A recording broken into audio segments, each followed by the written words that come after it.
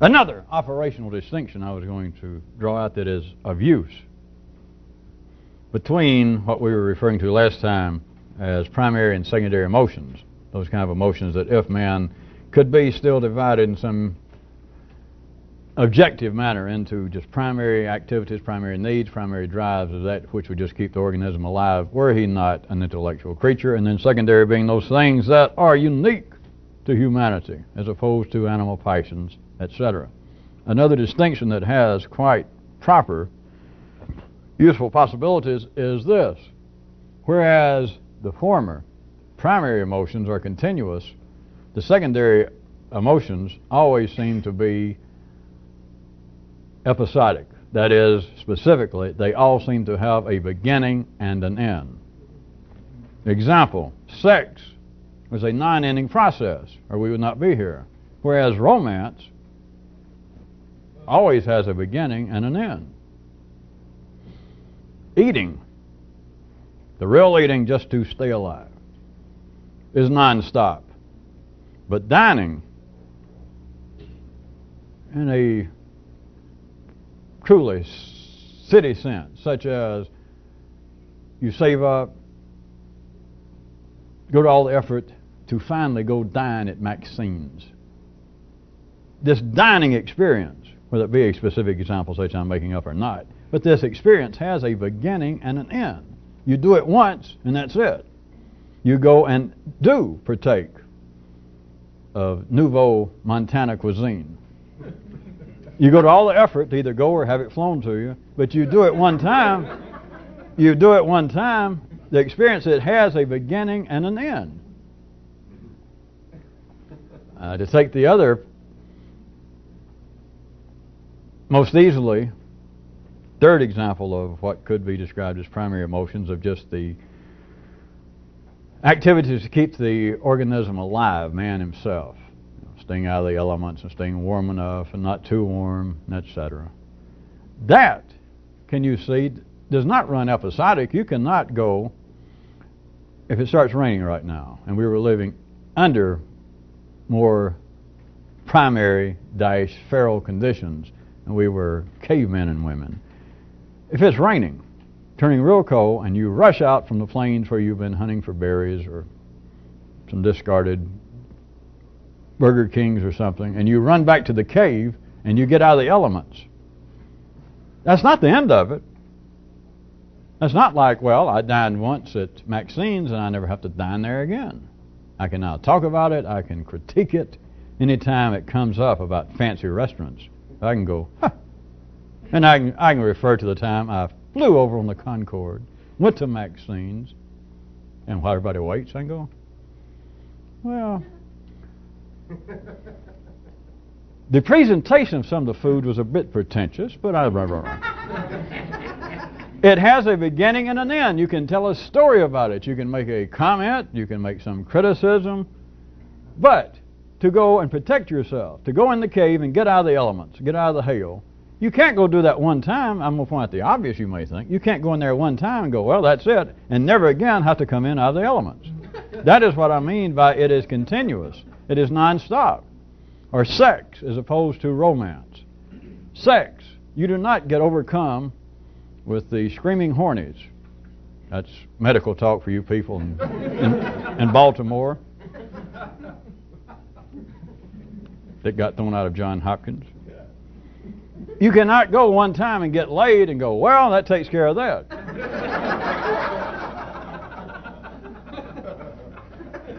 Or alternatively, I might add, if that does work with you, I don't want to hear about it. Plus, remind me not to take a long bus trip with you.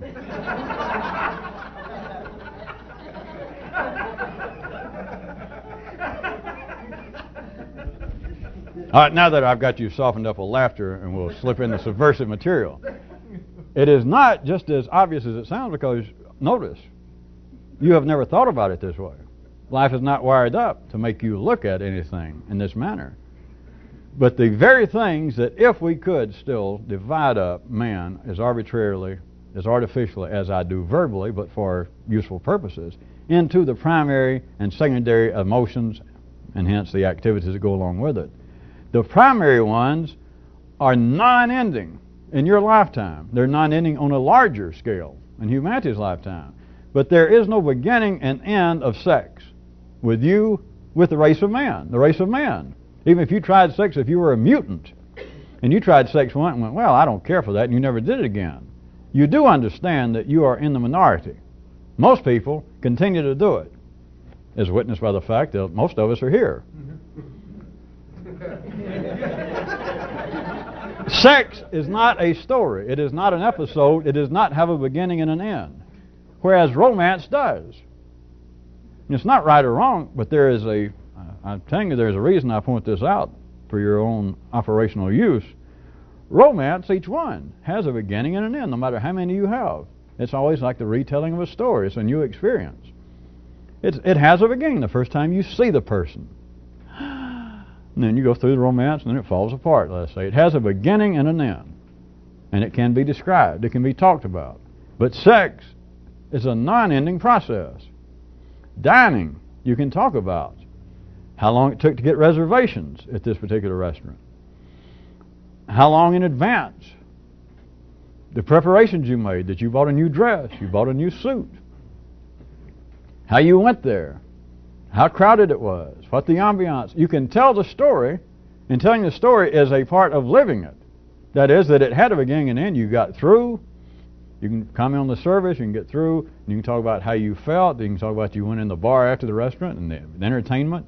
It can be related as an episode with a beginning and an end. And somebody can even ask, the person that you're relating the story to can say, well, all in all, would you recommend this? And you can even comment, well, yes, I would. Now, taking into consideration the trouble, the advance reservations, and the expense involved, but yes, I would recommend, knowing you, I would recommend that you would enjoy it. And so it seems to have somewhere that you began that I kept hearing about it. Yeah, I've heard about it. So the story has a start, and it has an end.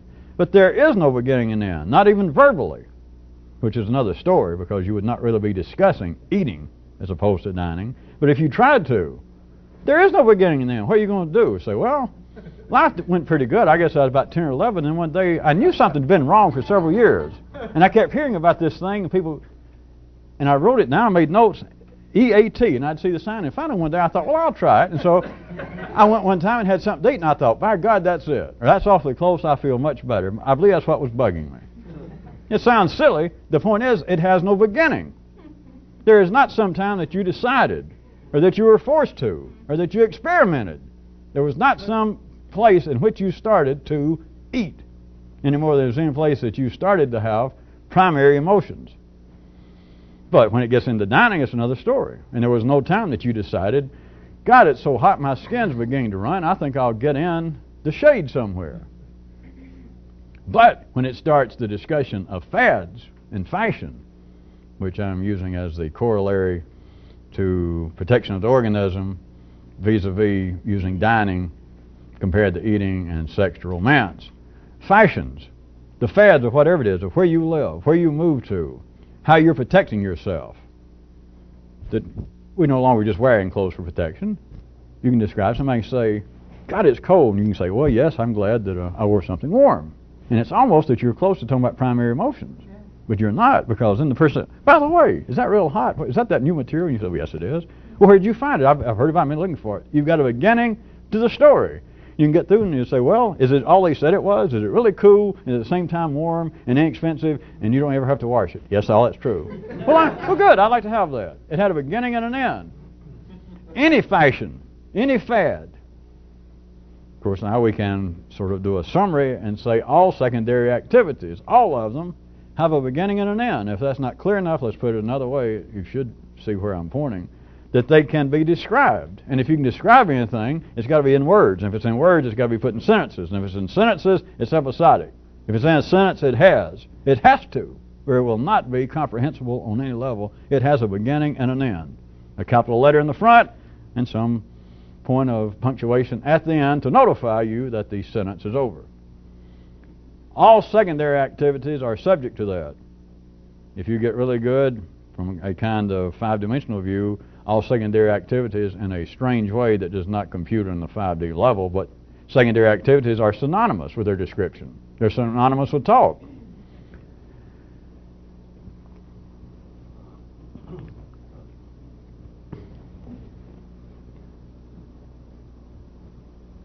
Everything in the secondary world could be described as faddish, not in some pejorative sense. I'm not attacking fads or hobbies, but they can all be seen as fashion. Your romance is fashion.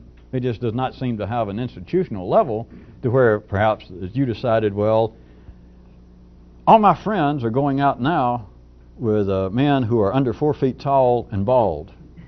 So by God, I don't want to be left out. I'm trying to speak for a woman. So I'm going to have to dump old Hubert over here. That son gun is too tall.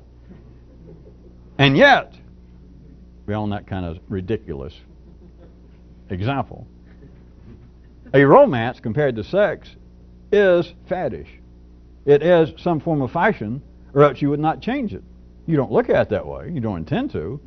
But there would be no such thing as romance. You would not go through lovers. You would not go through husbands or wives. You would not go through clothes.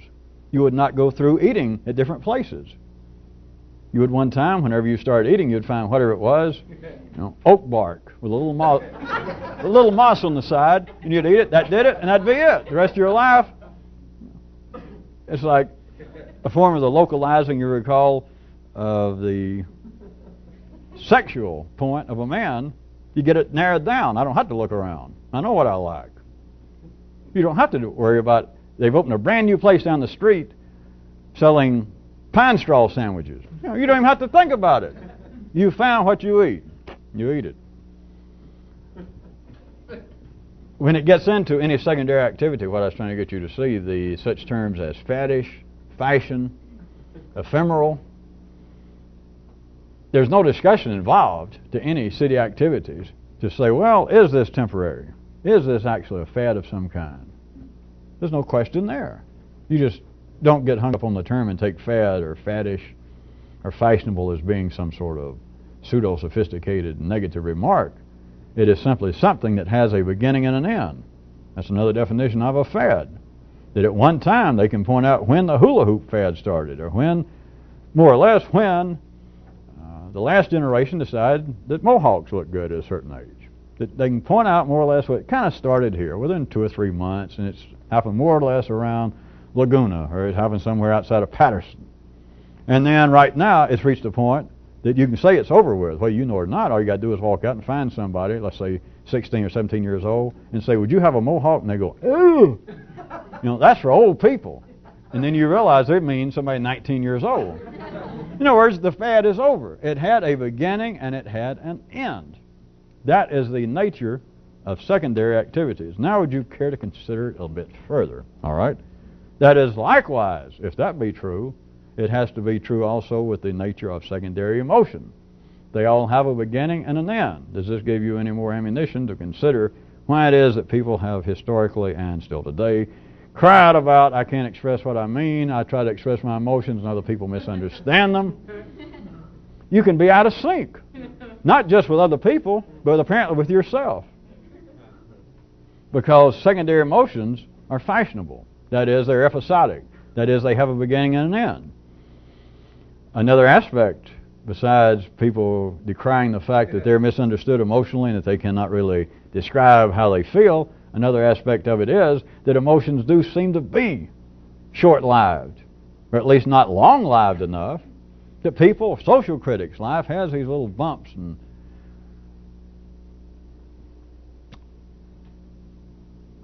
I'll be charitable and say symbiotic instead of parasitic parts in its body. Well, I just call them. I don't produce them. Parts of its body known as social critics and etc. that even decry on their own what is wrong with humanity that the family is falling apart. Why is it that people do not find their soulmate, as the Greeks imagined, and fall in love and stay in love forever? Well, or people that go in business. Why is it that I opened up this restaurant? I opened this restaurant. And do you remember this? You were around here. For the first year and a half, there was a line here every night. And now look. You could fire off a cannon in here and not even hit a Democrat. What happened? How come you can't depend on people? We're not talking about people. We're talking about emotions. We're talking about energy. All secondary, if what I was laying out for you before, if all secondary activities are episodic, that they do have a beginning and an end, it's not a theory, You can sit there and try to find an exception to it. All ordinary human activities, all activities that are unique to man that would not be shared by any other creature, including the otter, would be correctly defined by my definition as secondary activities, and I go ahead and defy you, we can take a second, to think of any that cannot be described, any that do not have a beginning and an end. So if that be true, then you've got to also follow the secondary motions have a beginning and an end. So if they have a beginning and end, where cometh man? Off. To complain that emotions, love, and some people even claim hatred. You know, how come people can't hold a good grudge like they used to? Or how come, boy, used to when I hated somebody and had it in for them when I was younger, you know, I would wait for months or years, and I'd just wait for the chance. And now something happens where I see somebody I hadn't seen in 20 years, and I swore I'd get even with him, and I run across him at a class reunion. You know, what the hell? It's like, you can't depend on emotions. You can't depend on hatred. Institutional versions, countries, nations, religions. Within them, we'll have somebody running up banners and writing out tracts and saying, listen, do you remember the last time that the Germans got together? Whoa! You know, we can't forget about that. The whole idea that those who do not remember history are doomed to repeat it. Now, the guy that said that, I, of course, got to point out to you, you could have waited 2 or 3 minutes and said, the people that don't remember what are doomed to, he'd go, wait a minute, I had it in my note, the people that don't, that's not irony. That is life. Anyway, people believe that there is some even long-range institutional problem that humanity will forget that our neighbors over here, we tried to be nice to them 200 years ago. We lent them some money to buy some guns and knives, and what'd they do? Within 2 weeks, they came over here and mugged us. Hey, we got to remember that. We got to remember that. And then it turns out whoever's saying that, maybe him and 3 or 4 other guys. So we got to remember that, and the rest of the country goes, you know. And he said, well, you people are too young. You don't remember. Take my word for it. You can't trust those people. We got information. We got archives and stuff. Come here and look. And the kids are too busy getting mohawks and they think, go away from here. Again, the point being, when it's secondary emotions, it has a beginning and an end. It is episodic. It has a lifespan. It exists in time. And all these cries that humanity is driven to make about the unpredictability, the uncertainty, the independability of emotions. Hey, tell me something new. Tell me something obvious if you had a hillside view. It's not the fault of emotion, if we're going to go this far.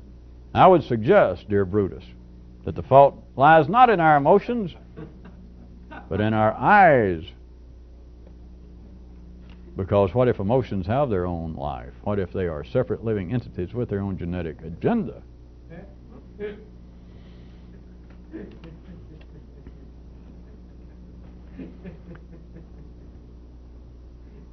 It may get too complex to go much further with that, but I might ask you the question to ponder on your own. If we're still looking at emotions as being describably divided into primary and secondary, go off on your own sometime. Go off on a camping trip. Consider which one of those, if I said it was only one, would actually be pertinent to be thusly called. Which one would be the one, if it had to be just one? Which one of those two groups would be the one that might be emotions as living, separate entities with their own agenda? You got to admit, I offer nice challenges to go off and really hurt your head. I mean, flip a coin.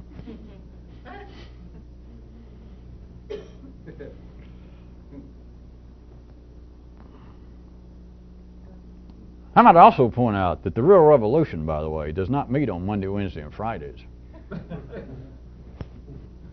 Only things that are fashionable, only things that are based on secondary activities exist in time and can be described. And the real revolution, I'm saying that in spite of the fact for you people on tape right now, we're taping these things on Monday, Wednesday, and Friday. Now, just using that as one example. But the revolution does not meet on Monday, Wednesday, and Friday. And the revolution does not, no matter if there's some sign at the door or somewhere where this may be seen somewhere else. Regardless of that, notwithstanding that, or as they say in New Jersey, irregardless of that, there is no real sign about the revolution about the meeting hours and the schedule. Now, I don't care if there's something out there on the door. Don't care at all. And I don't care that we're staying here meeting on Wednesday right now, because I'm telling you the revolution does not meet on Monday, Wednesday, and Friday. It also doesn't meet on Monday, Tuesday, and Wednesday. It doesn't meet on Tuesday, Thursday, and Saturday. It doesn't meet on every other Wednesday and then every third Tuesday. Do you get the point? Another little something about secondary emotions is, if you'll push your vista a bit further into it, is they must talk about themselves and they must be talked about. It is the breath of secondary emotions. They cannot literally live unless they are either talking about themselves or being talked about. I might refer you again from certain views that seem at times to be either religiously or intellectually or psychologically proper, of the attacks on people being motor-mouthed, people loving to read gossip, and who in the hell supports all of these scandal sheets, and even religions have prophets showing up saying, hey, the God's told me to tell you people you talk too much, and don't be talking about your neighbor. And a lot of people kind of hang their head, and as soon as the prophet leaves, they'll say, did you see the shoes that guy was wearing? Do you want me to tell you what I heard about him before we got in the prophet business? And so there is also built into life's body this continuing condemnation of everybody, loose lips, sink ships, and reputations. Secondary emotions, which I assume that you can piece together and realize for our day and time, are absolutely necessary. Institutionally, individually, life as it is now, as far as humans are concerned, which all of us being reasonable, that's the only thing the hell we care about anyway. Life would cease were it not for secondary emotions. We could not be operating on the basis of primary emotions. What by now you know I mean by that. We could not. We would simply be back at the level, or at the level, of those fine creatures such as dog-faced baboons and orangutans and even Clint Eastwood.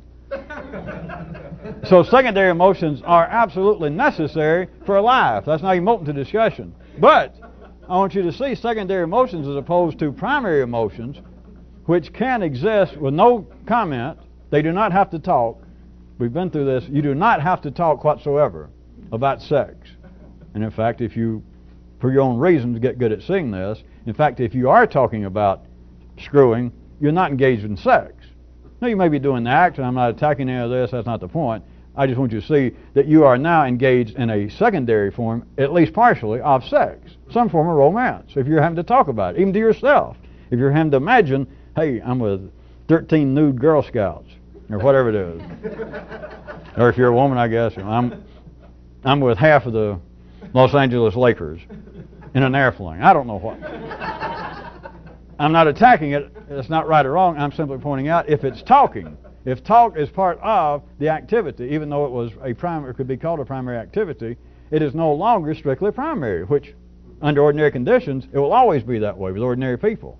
If you're talking about your food, even to yourself, if you're going, ew, that's terrible, you're not eating, you're at least partially dining, even if you hate it, if you're talking about it. Because if you were simply eating, that is just eating to stay alive, there is no comment. I mean, if you put something in your mouth and you were physically wired up to be sane enough, and you put something that's poisonous in your mouth, then it's very likely you'd go, but you would not say, I'd like to see the cook. You know, where's that magazine that recommended this gully where I found this dead piece of something?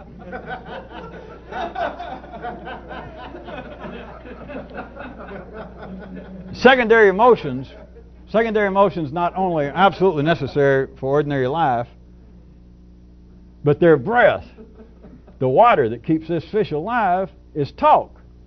It cannot be separated. It's not open to discussion. It's not here or there. It's not conditional. Secondary emotions must be talking about themselves and be talked about.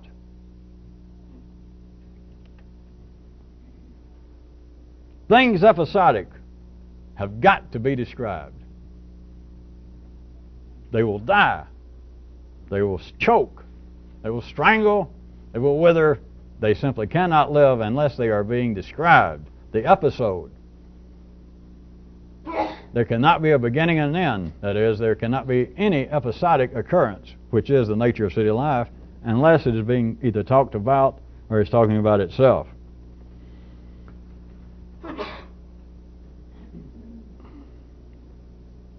But I could throw in right here, why not? And off to the side, new funny physics suggestion, theorem, dictum, fill in the blank. That in spite of all that, I could also point out that explanations may detail and describe everything, but they settle nothing.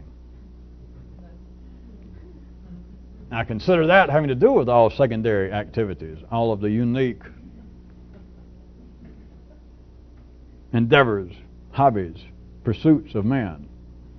Not only are they described, and that these secondary emotions which drive them must either be talking about themselves or be being talked about, all of this falls eventually. It may only take a short sentence or it might take a paragraph in any particular case, but it eventually ends up in some form of an explanation. That is, the passion, the emotion, or it appears to be the person telling what kind of guy he is.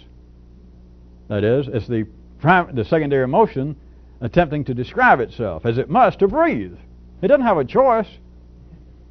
I mean, all these ideas, that's part of, again, the beauty of the way life is set up, all of these ideas that men should not be vain. That's in the Western vocabulary, that's the most chilling attack, is to tell somebody, don't be vain. How dare you say that you're interested in New Age metaphysical ideas and then act vain? And the kind of people wired up to be so-called religious and etc. You know, it does have a kind of chilling effect to be accused of being vain. Everybody at the secondary level has got to tell what kind of guy they are. It is in all secondary, let's make it sequential and logical. Even out here on the hillside, where it's kind of a laugh, but I can do it. I can do it. I made up the hillside. So here it is logical if you lost your place. What I am calling, and some of you are following up to a point, all of ordinary activities, city activities, the ordinary affairs of man, are what I am calling secondary activities. All secondary activities are run by what I am calling secondary emotions. And all secondary emotions must be either talking about themselves, telling what kind of guy they are, and that's the message. The medium becomes man, and so apparently you have people, individual men, saying, well, yeah, I'll tell you the kind of guy I am. This whole idea, this whole notion about, hey, don't be vain. Don't go around blowing your own horn. You know, if you're going to amount to anything, if you really are the new Byron, if you got that kind of poetic talent, by God, it'll come out. You don't have to go around, you know, dressing up like some kind of fop and acting like you've got a fake British accent when we all know you're from Birmingham, Alabama, not Great Britain, not England. You know, you don't have to do all that. Yes, he does. Yes, everybody does. Secondary emotions have got to either be talking about themselves or be being talked about.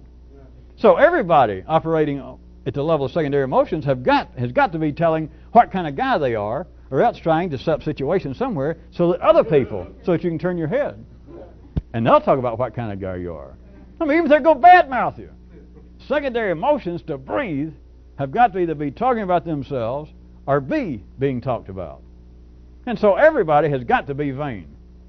They've got to be vain. If you want to time out, you at least act vain enough to where maybe you impress somebody else over here that you can turn around and they say, God, that guy's vain. And then somebody says, yeah, but isn't he handsome?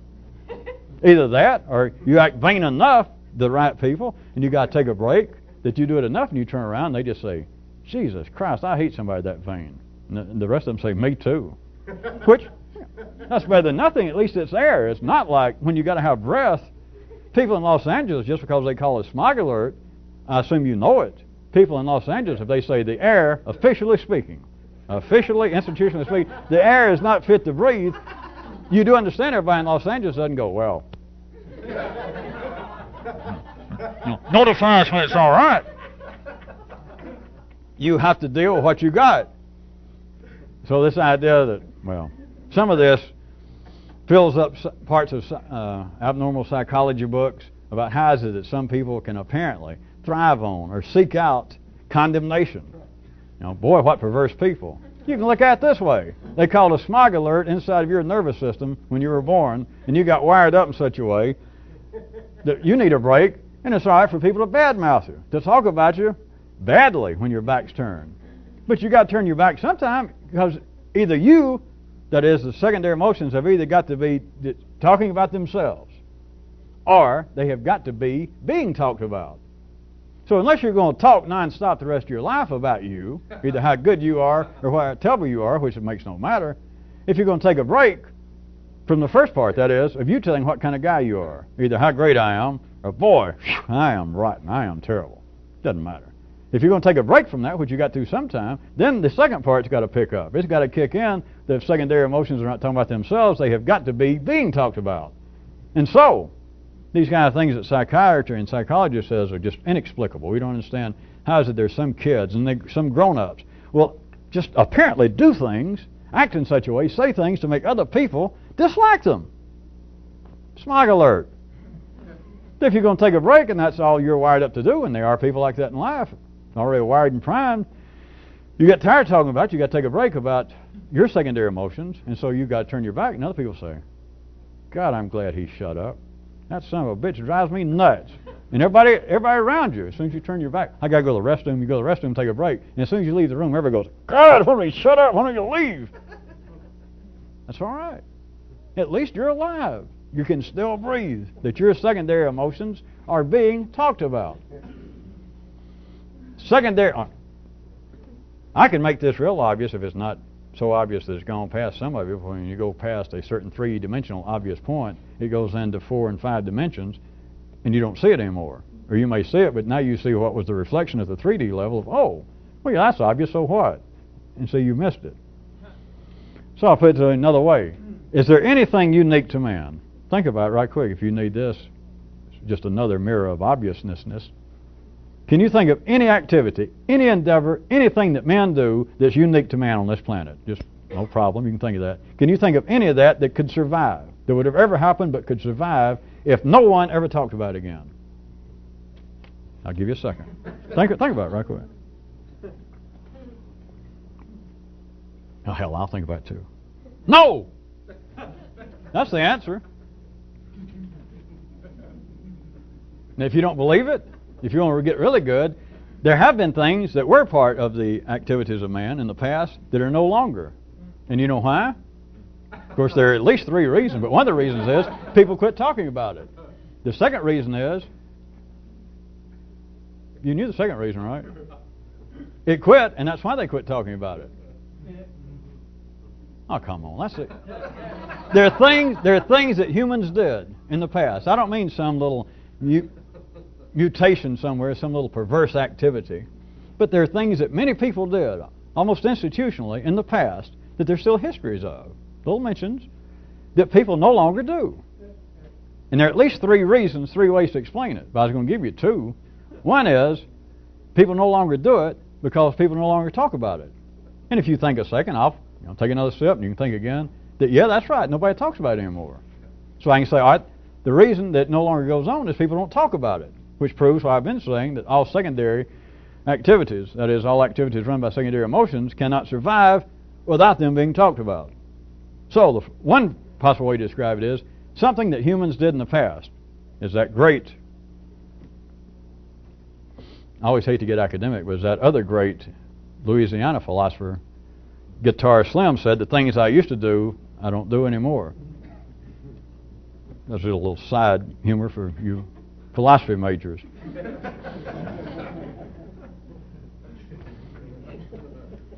You can say that these things that people used to do, quite reasonable people, activities that were not condemned at the time, and still maybe not be condemnable from any moral view, but people no longer do it. One way to explain it is, I can say, all right, does anybody talk about this anymore? And you go, well, no. fact, I never even thought about it. I just happened to run across it in this obscure little footnote in a history book. And I've never heard anybody mention it before. And I can say, aha, all right, there's one explanation. Just what I'm talking about. If people quit talking about something, if they don't talk about it, they'll quit doing it. They'll just disappear. You go, ah. But, wait a minute, there's also a second way to look at it. If things cease and disappear, people quit talking about it. Ah. So as always in the 3D world, there are two ways to look impressive. That's one way. Another way is, or for those of you that like the alternative, those of you who like the Zen question regarding the Pittsburgh duck, for those who do not want to look particularly impressive, there are two ways, and the second one is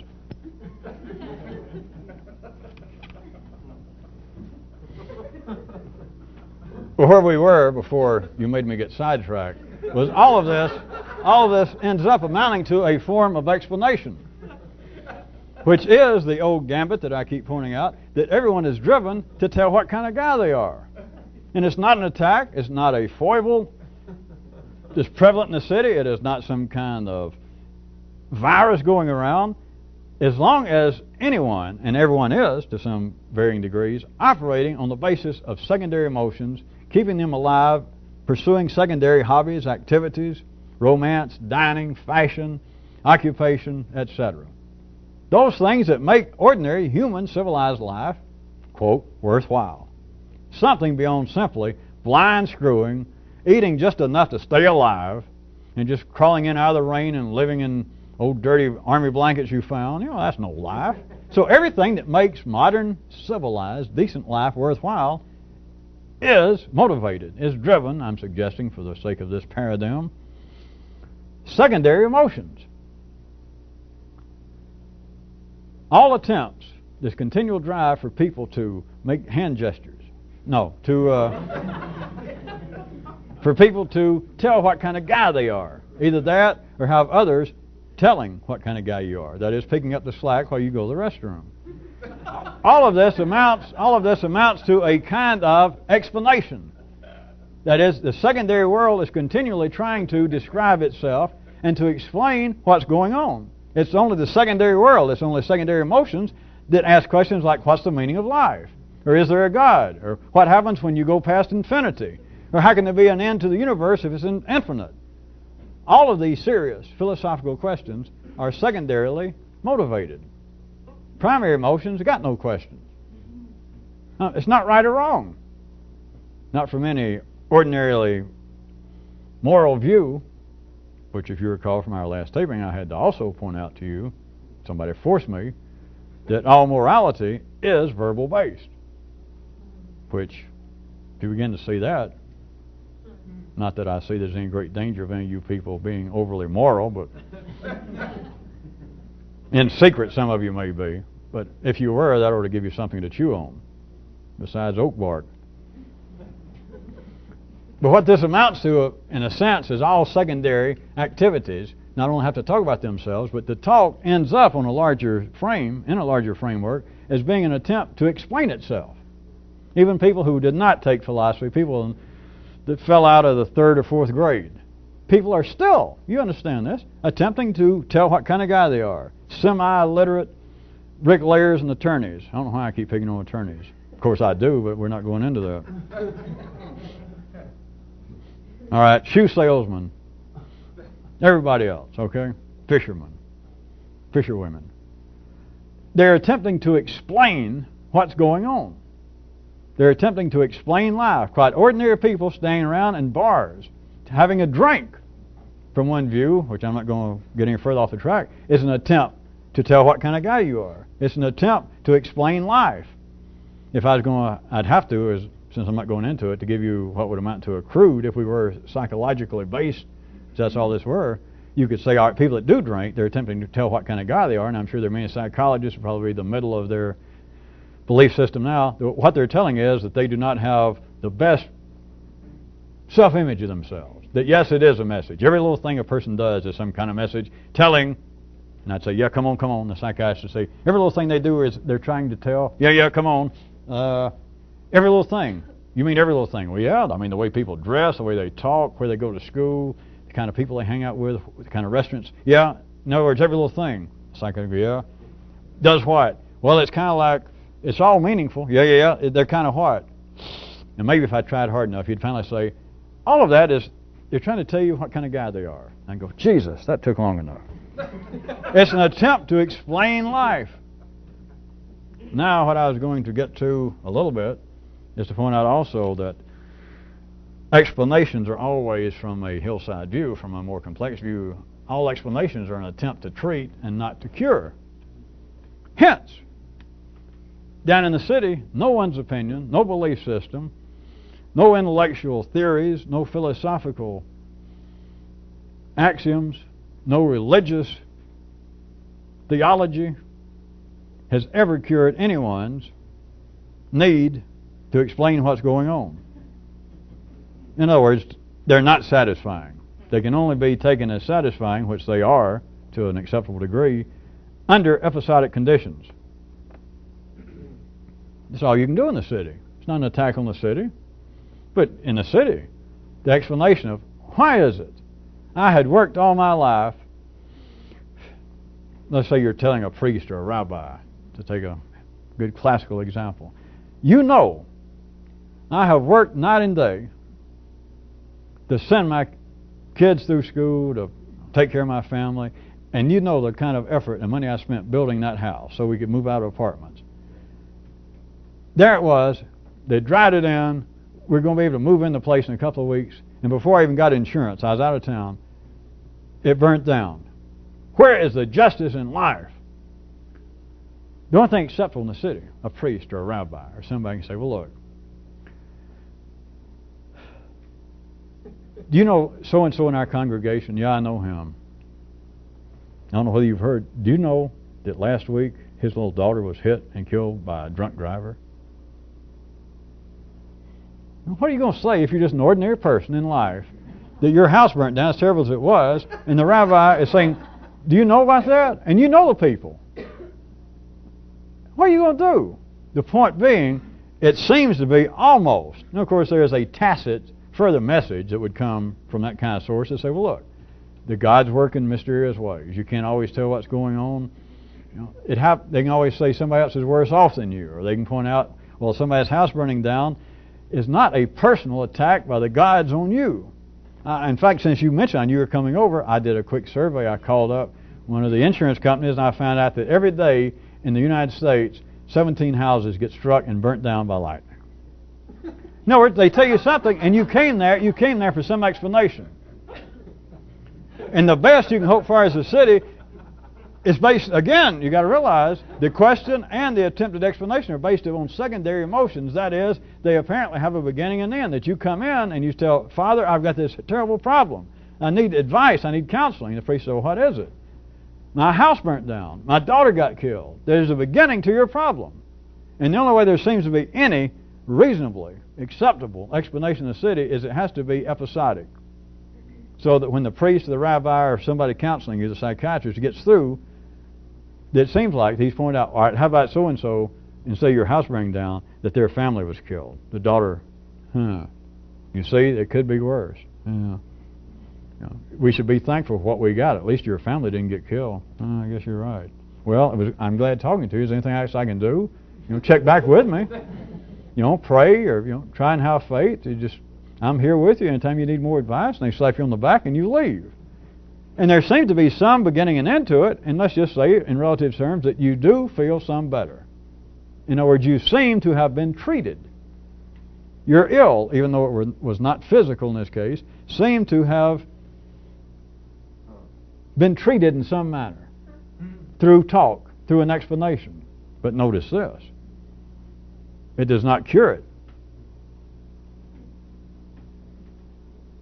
Just because somebody else's daughter got killed, are you going back out now to your building site and suddenly your house is back there?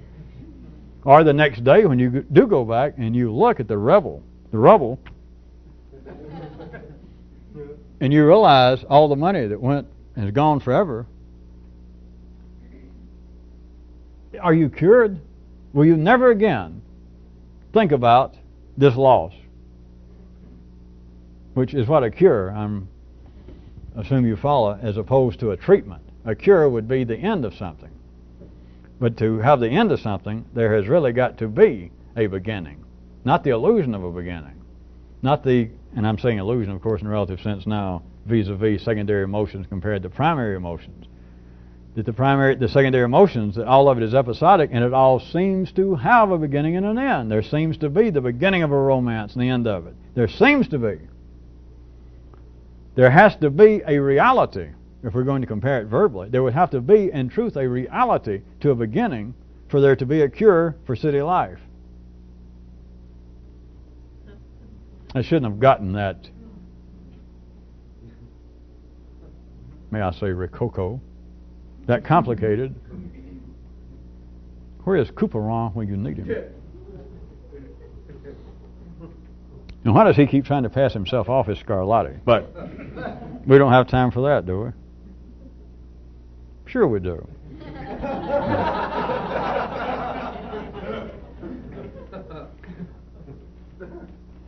I was comparing, verbally, I was hoping everybody followed, treatment and cure.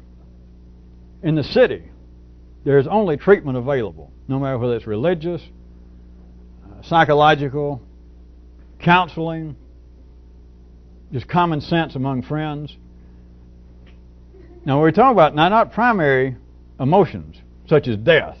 You know, when you die, you don't go and ask for a priest for advice. Again, I got to point out the obvious. Or if you're hungry, if you need to eat, not dying, if you need to eat, you do not go and consult a psychiatrist. You do not go and look up Julia Childs and ask, what should I have? That you can cure primary on one level. But anyway, I want you to see, before it runs out, the distinction I was trying to get you to see in this verbal map, the sketch between a treatment and a cure. A treatment is simply something that seems to have an episodic soothing effect.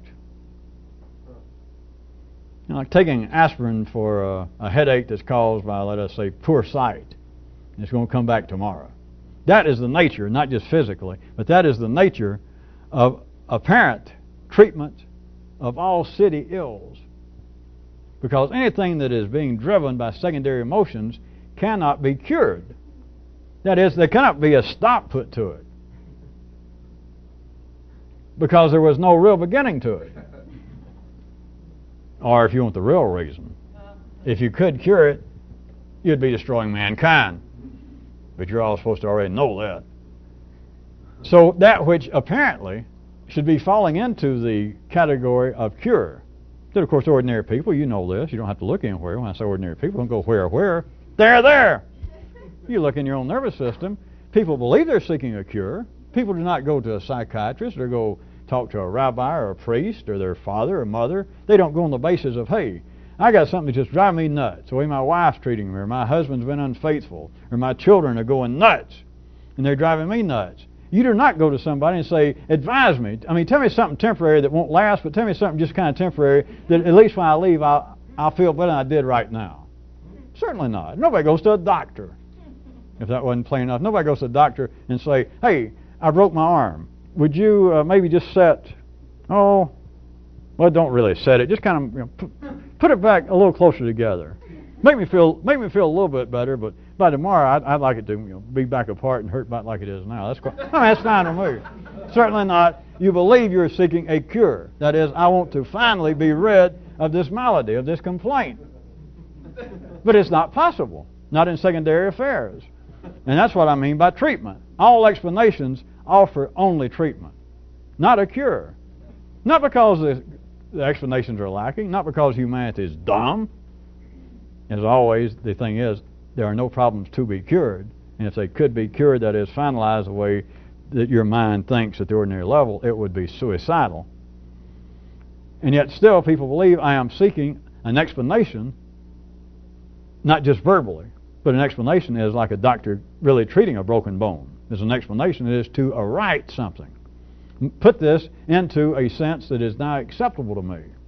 Put things into a non-injurious, a non-disturbing condition. It cannot be done. Well, once you see it, it gives you some additional spare time.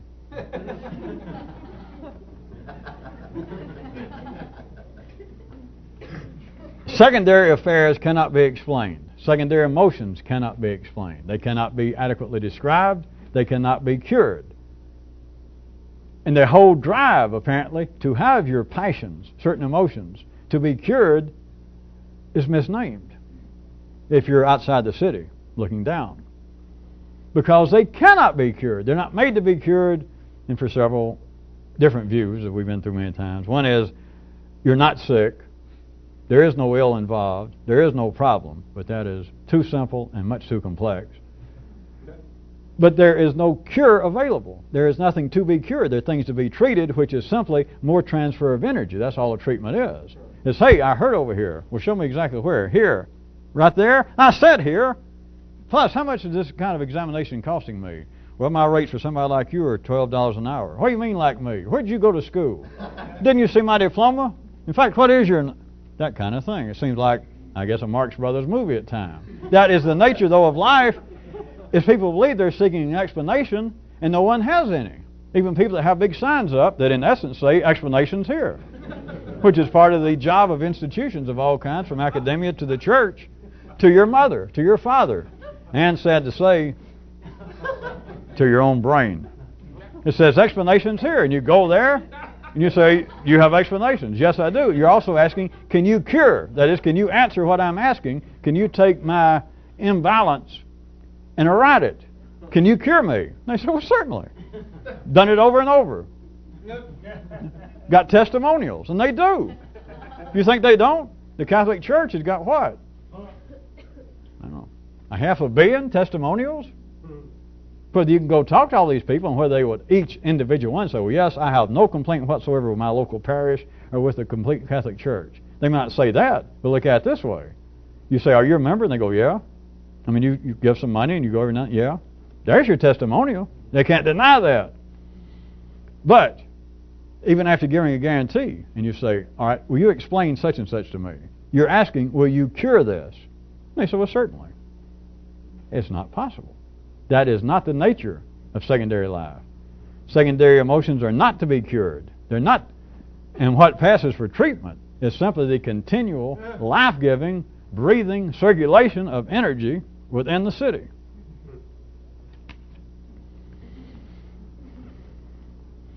Well, darn it, we ran out of time. But that's all right. I'd run out of anything to talk about.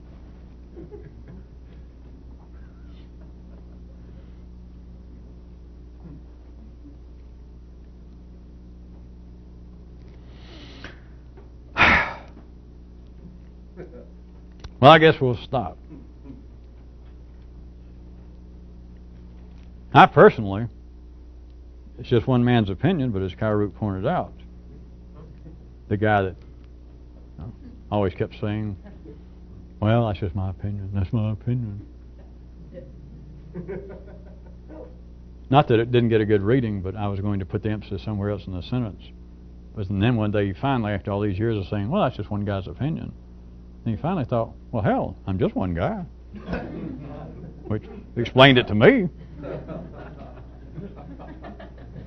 Well, I was going to say, at least in my opinion, I had some other things I was looking forward to hearing about this same matter.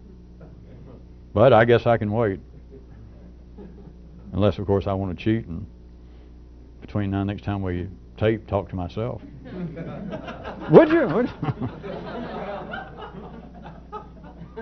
Somehow that sounds suspicious, but then again, if you listen through the big keyhole down at the city, I could tell you this. Everything sounds suspicious. Ciao.